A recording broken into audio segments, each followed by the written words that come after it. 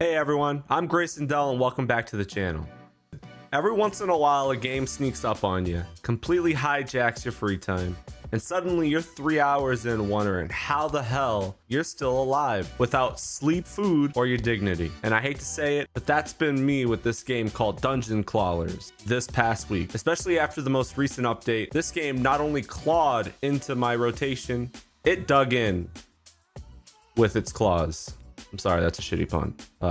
But you know, hey. And if you're new here, this is part of my Hidden Gems series, where we shine a light on games that deserve way more attention than they're getting. If you're into discovering titles before everyone else catches on, hit that like button and consider subscribing so you don't miss the next one.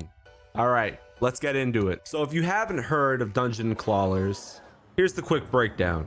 It is a deck building fused with a roguelike combat and some seriously clever mechanics. Imagine if Slay the Spire and Darkest Dungeon and a slot machine had a love child, except this love child throws you into fights that feel like puzzles wrapped in punishment. The art direction weirdly is charming, the combat brutal but fair, and the progression, it keeps you in that one more run loop just before it's about to kick your butt or you pop off. It's one of those ideas. One thing that I respect is when a small team actually listens and pushes updates that change the experience in meaningful ways. The team behind Dungeon Clawler, Stray Studios, has clearly been paying attention to players' feedback. They're not just pushing bug fixes, they're evolving the game. And you can feel it in the way the new mechanics and balance tweaks hit. Adding 2 new characters, Thonk and Starlet, along with interesting new claw varieties like the slingshot to spice up the experience.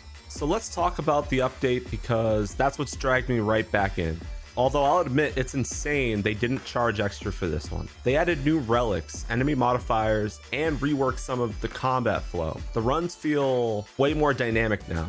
Enemies don't just hit harder, they force you to adapt your build. Some of the new cards, reworks, risk in a way that keeps you sweating in the best ways possible. And there's this sneaky difficulty ramp that doesn't feel unfair. It feels earned. Like the game is saying, oh, you thought you understood the rules? That's cute.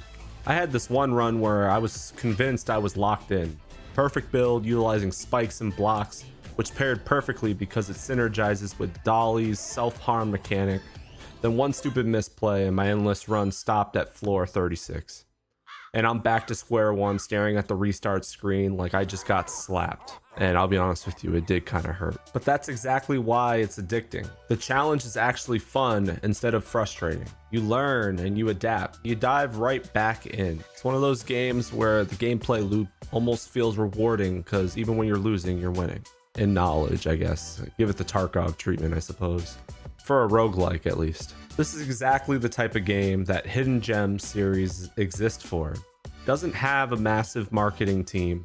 It's not plastered all over YouTube. Most people won't even know it exists. The ones who do, they're obsessed. If you're into strategy, deck building, roguelike, or just like games that respect your brain and your patience, this is one that you need to try. If you're enjoying these Hidden Gem videos and want more games like this to stay on your radar, go ahead and drop a like. It actually helps get these underrated titles in front of more people. Let me know in the comments if you've already tried Dungeon Clawler and if there's another game that you think I should feature next. And hey, if you like discovering games before they blow up, hit subscribe and stick around. I got a few more gems lined up that you're not going to want to miss, but I'm still fine tweaking which ones I think are worth presenting. All right, I'm hopping back in for another run, so I'll catch you on the next one. Thank you. Bye-bye. Hey, it's me from the future, but I just wanted to add one more thing about Dungeon Clawlers, is that this game is not only on Steam, but it's also a mobile game. And the mobile side of it is actually where I've had the most enjoyment on it. Playing it at work, playing it, during my free time if I'm out and about.